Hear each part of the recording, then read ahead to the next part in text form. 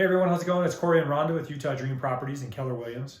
Today we're going to talk to you about what to look for in a short-term rental. Also known as Airbnb and VRBO here in Utah. Get to work. Let's get to work.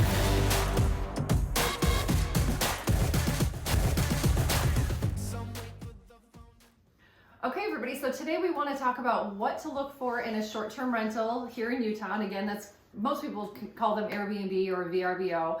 And the reason that we want to come and talk to you about that today is because we've had so many people reach out to us, past clients, friends, other realtors. We currently have 6. We're working on purchasing 7 and 8 in this next year. So we just want to talk about our experience and what we know about them here in Utah.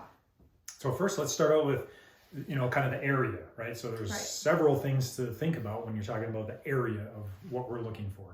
First off, let's talk a little bit about rules. You're good at that one. What about the rules? Okay, I like rules and regulations. So there are some areas, and we'll talk about Utah, but then we'll also talk about different areas in the country that have more in general. Right. More in very standardized rules that have been there for years and years and years.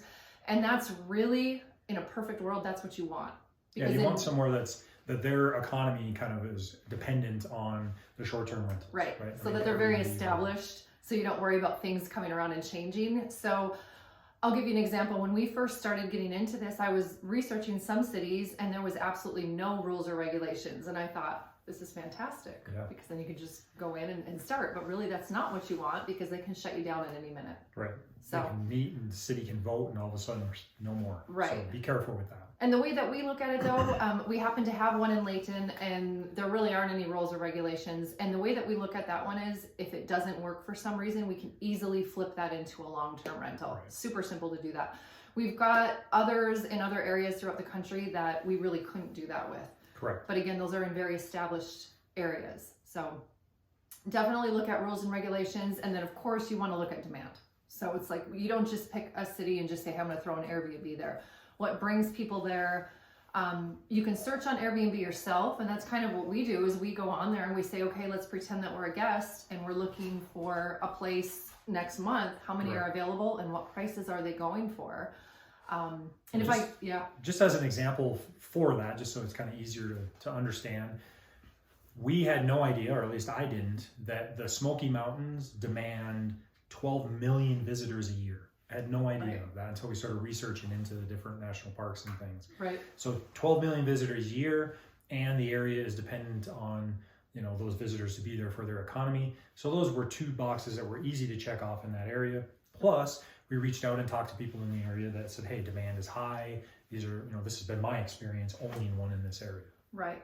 So that's really what brought us to that area first, is just researching areas, because we were open. First, we looked inside of Utah, and then we said, okay, if this is for an investment purpose, we really don't need it to be in Utah. It can be anywhere, because a lot of people have asked us, will you manage this from thousands of miles away? How can you do that? Well, if I've got a rental here in Utah and something happens to it, I'm not going out to fix it. I'm going to make a call. So it's really no difference between me calling somebody to go fix something in a Layton property as it is to say go out to Tennessee or Georgia or Idaho or wherever we have our good cleaners and a good handyman, and you're good to go. Right, and we can help you all with that, with setting up systems and things like that. If you purchase something here in Utah for a short-term rental, we'd be happy to help you.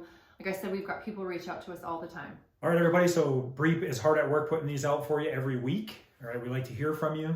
Please look down below for our information. That's all of our contact. You can contact us through email, text, phone, whatever you need to do. But please give us information and give us questions. We like these kind of things so we can give you information you need.